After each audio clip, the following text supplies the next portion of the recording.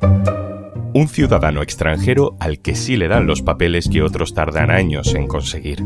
Un policía de Albacete que se siente muy patriota si espía por su cuenta a políticos de izquierdas. La sensación de que todo estaba permitido y todo sería recompensado. Soy Juan Luis Sánchez. Hoy en un tema al día. El otro a por ellos. Papeles a cambio de mentiras contra Podemos.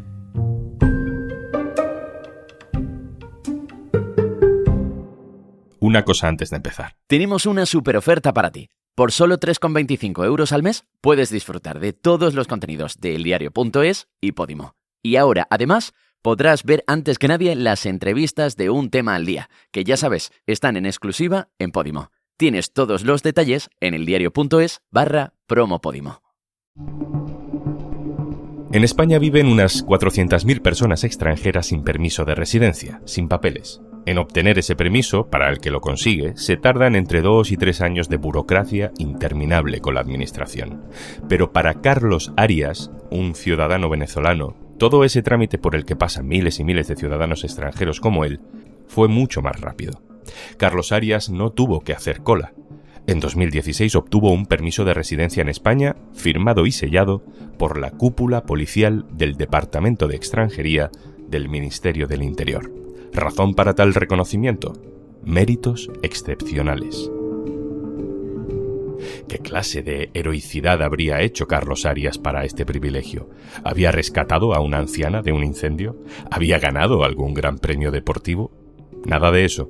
Su gran mérito conocido fue buscar trapos sucios en su país, Venezuela, que ayudaran a una brigada clandestina de la policía controlada por el Partido Popular a hundir a un partido muy concreto, Podemos. Estamos en 2016 y la mayoría de la élite política y mediática tiene claro que hay que evitar que el PSOE forme un gobierno de coalición de izquierdas. Carlos Arias entregó bajo cuerda a la policía lo que necesitaba, un titular apoyado en un documento aparentemente oficial que decía que el gobierno venezolano de Nicolás Maduro había financiado con $272.000 a Podemos, un dinero que Pablo Iglesias, entonces líder de la formación, había ingresado en una cuenta bancaria de las Islas Granadinas, un paraíso fiscal en el Caribe.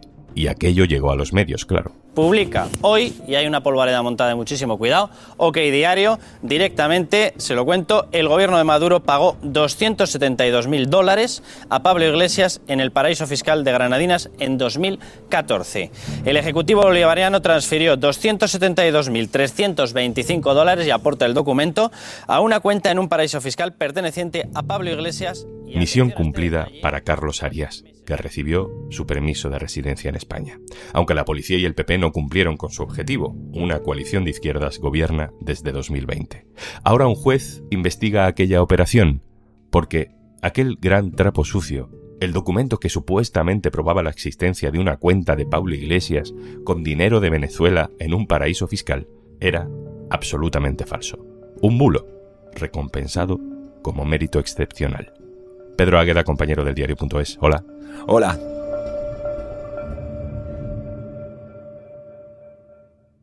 Pedro Águeda lleva escribiendo y denunciando este bulo desde el principio de los tiempos y te quiero ir preguntando poco a poco, Pedro. Lo primero, ¿qué sabemos de Carlos Arias, de este hombre venezolano, y qué sabemos de cómo entra en contacto con la policía española? No sabemos demasiado de Carlos Arias, más allá de que es venezolano, según él, profesor universitario, y que por algún motivo imaginamos que por su proximidad al gobierno venezolano en algún momento tenía acceso a información o a los servicios de inteligencia que luego, pues debidamente manipulada, quiso vender a la policía española. Sabemos, porque hay una causa judicial en un juzgado de Madrid, que hubo determinados elementos en España que trabajaban para huidos, expatriados venezolanos, acusados de corrupción y de haber expoliado empresas públicas en su país, y que habiendo sido jerarcas del gobierno chavista, estaban huidos a otros países y que en el caso de España recibían ayuda de una turbia conjunción de individuos entre miembros de las fuerzas de seguridad, abogados de dudosa reputación y hasta un ex espía israelí. Pedro, ¿es normal, habitual, obtener un permiso de residencia a cambio de trabajos para la policía?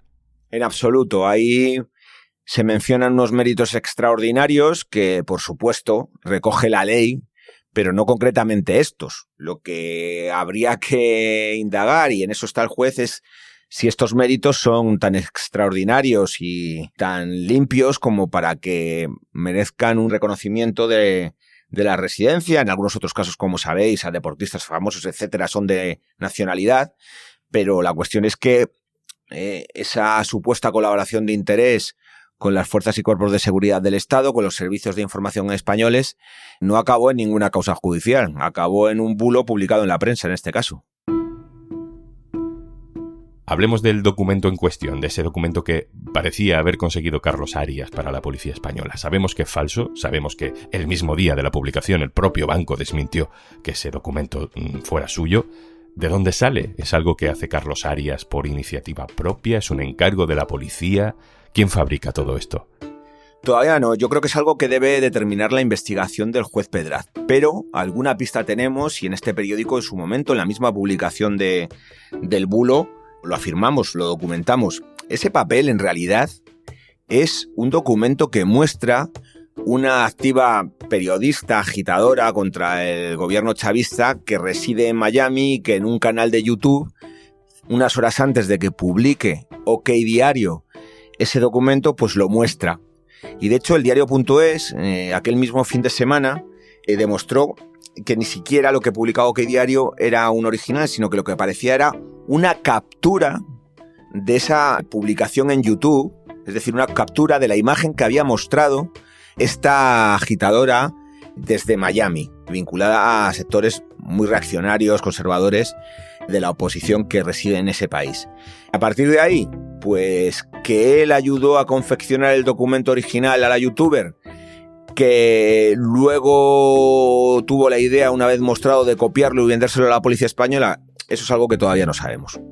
Pedro, yo recuerdo perfectamente el día en la redacción, 2016, en el que nos dimos cuenta de que aquel documento era básicamente una captura de pantalla de YouTube. O sea, era un documento en el que se denunciaba algo muy grave, muy relevante, la financiación irregular de un partido. ¿Qué comprobación hace la policía de la veracidad del origen del papel cuando le llega? Yo creo que la policía no hace ninguna comprobación, pero es que le encaja perfectamente con el modus operandi que se desarrolló primero contra el proceso independentista en Cataluña y después contra Podemos. La cuestión no era cuánta fiabilidad tenía un documento o cuánto de verdad tenían las afirmaciones que recogían, sino cuánto daño podía hacer a la oposición democrática. Así que una cuenta en un paraíso fiscal de Pablo Iglesias con dinero procedente del régimen chavista era algo seguramente demasiado sabroso como para que necesitar que fuera verdad. Era simplemente dañino, y en eso consiste, o este es el principal modus operandi de la brigada política que operó en el Ministerio del Interior, sobre todo durante la primera legislatura de Mariano Rajoy. Claro, porque aquel papel, aquel documento falso no estaba pensado para acabar sobre la mesa de un juez, estaba pensado para que lo viéramos todos. El lugar donde acaba el documento es paradigmático, que es en un medio de comunicación. Esto reproduce el modus operandi de toda la brigada política desde que arrancó su andadura intentando sabotear el proceso independentista en Cataluña.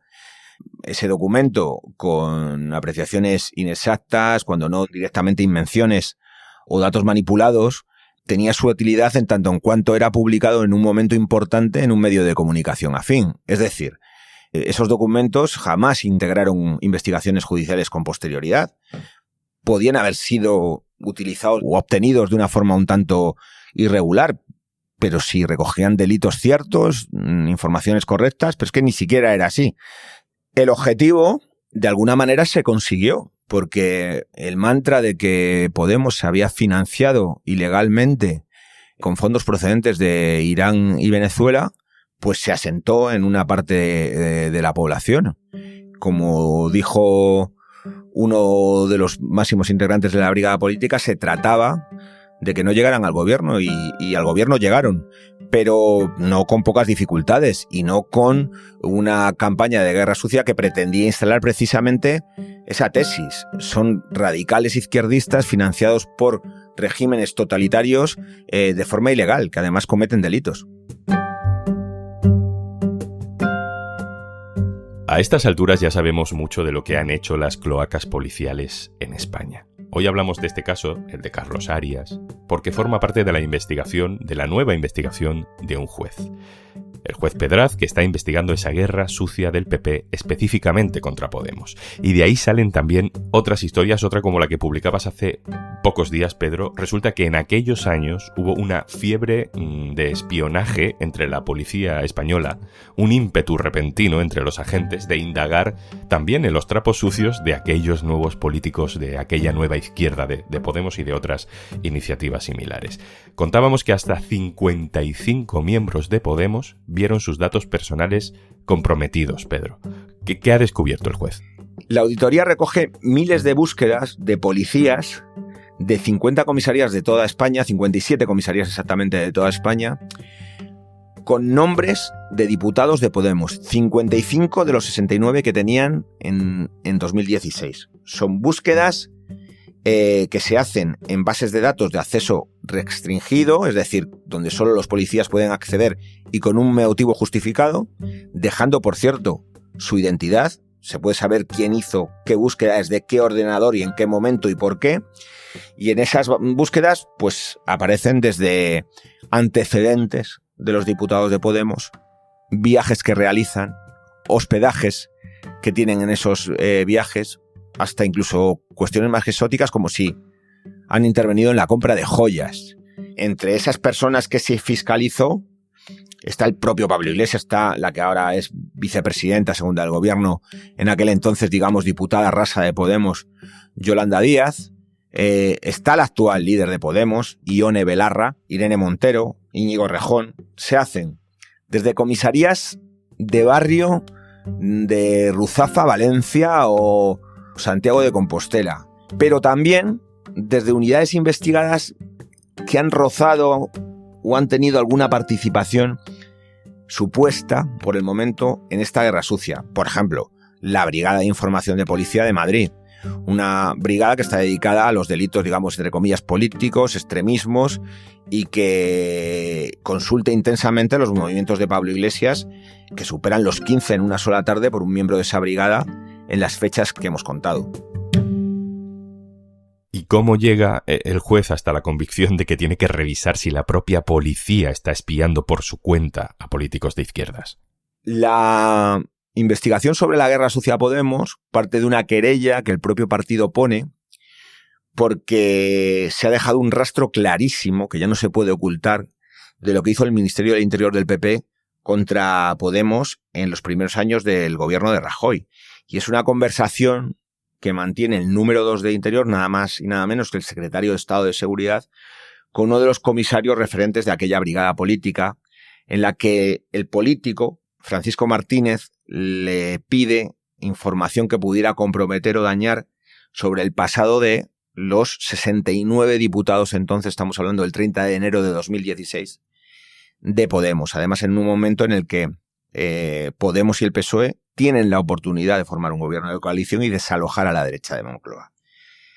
Esos indicios se recabaron en el marco de la Operación Kitchen. Hemos hablado de Cataluña, de Podemos, y hay una tercera pata de la brigada política, de la guerra sucia. Esa tercera pata es las maniobras para sabotear la investigación judicial que afectaba al PP sobre su financiación irregular, sobre su caja B. En el marco de esa investigación, la Fiscalía y la Unidad de Asuntos Internos se incautaron del móvil del secretario de Estado de Seguridad en aquella época, del que hemos hablado, de Francisco Martínez. Y allí dentro hay muchísima información de todo lo que se hizo en el Ministerio del Interior en aquella época. También de lo que se hizo contra Podemos. Una aclaración, Pedro. Yo no sé si cualquier policía puede acceder a este tipo de información por el mero hecho de ser agente de la autoridad, ¿no? Sin autorización judicial o sin una investigación policial en marcha. ¿Esto es legal? No, no es legal. Los policías pueden acceder a distintas bases de datos donde aparecen, digamos, nuestro recorrido, pero que se consulten no quiere decir que estén capacitados, que no sea una falta disciplinaria o incluso un delito. Son bases restringidas donde tienes que acceder desde un ordenador que deja registro que se ha hecho desde ahí y con tu identificación. Es decir, Lo que tenemos ahora de la documentación aportada a la Audiencia Nacional son consultas y sabemos el DNI o el carnet profesional de los agentes que las hicieron. En la mayor parte de los casos, como sabemos que no se corresponden a ninguna investigación en curso, pues será, como digo, una falta disciplinaria o un delito. Puede ser un delito de revelación de secretos solamente por acceder a esa base de datos confidencial sin ningún motivo justificado. Puede ser también cohecho si la información se obtuvo para ser vendida. Eso hay que investigarlo. Hemos empezado hablando de Carlos Arias, el venezolano que hizo méritos excepcionales pasándole un bulo a la policía contra Podemos, y terminamos hablando de decenas de policías en diferentes partes de España, más o menos en la misma época, buscando cualquier cosa sobre Podemos. Estamos hablando de agentes rasos o de comisarios, como tú decías, Pedro, que estaban consultando esas bases de datos de manera irregular, pues desde Reus, desde Alicante, desde Santiago de Compostela, Albacete, Sevilla, Logroño, Torrelavega. No sé si crees que en estos casos hubo también una orden superior, o más bien todo esto nos habla de ese clima general, ¿no? Que se vivía en la policía, pero también en otras instituciones, en medios de comunicación, y que todo esto era la consecuencia de aquel a por ellos contra Podemos, ¿no? Antes incluso del a por ellos en Cataluña. Es difícil pensar que las consultas, las miles de consultas que se realizaron desde 57 comisarías distintas, respondan a una estrategia o una maniobra dirigida desde el Ministerio del Interior para dañar a Podemos. Es casi absurdo. Nosotros encontramos o adivinamos una posible motivación en el rechazo, la aversión, incluso el odio que puede despertar una formación políticamente definida de izquierdas como Podemos, y sobre todo en aquel momento de su irrupción en sectores conservadores de las fuerzas y cuerpos de seguridad del Estado, que son la mayoría, por supuesto, y que esas búsquedas respondieran a una motivación personal de saber o de conocer a los emblemas de eso que se detesta, a lo mejor para comentarlo en casa o con los amigos, en algún caso, quién sabe si para vender esa información. Y luego, lo que el juez debe determinar, y probablemente esto sea lo importante y lo que persiga la formación política con su querella, es saber si algunas de esas búsquedas o una parte de esas búsquedas responden a instrucciones de superiores dentro de las maniobras que se realizaron para dañar al partido político, para conocer información que luego fuera publicada y que instaurara una creencia determinada negativa en la opinión pública sobre el partido político, una información restringida, obtenida ilegalmente para dañar a la formación política, sobre todo en el momento en el que estaba, que era negociando con el Partido Socialista un posible gobierno de izquierdas que desbancara al Partido Popular del Palacio de la Moncloa. En eso se tiene que centrar el juez ahora. Pedro Águeda, compañero, muchísimas gracias. Muchas gracias a vosotros, como siempre. Y antes de marcharnos, hemos pensado en ese momento en el que te evades de tu propia vida y desconectas de todo escuchando historias fascinantes. Cierra los ojos y disfruta de los mejores documentales sonoros en Podimo. Y recuerda, tenemos una nueva oferta especial. Por 3,25 € al mes, disfruta de todos los contenidos de eldiario.es y Podimo. Solo si entras en eldiario.es/promopodimo. Esto es Un Tema al Día, el podcast del Diario.es. Si te gusta lo que hacemos, necesitamos tu apoyo. Hazte socio, hazte socia del Diario.es en eldiario.es/socio. El podcast lo producen Carmen Ibáñez, Marcos García Santonja e Izaskun Pérez. El montaje es de Pedro Nogales. Yo soy Juan Luis Sánchez. Mañana, otro tema.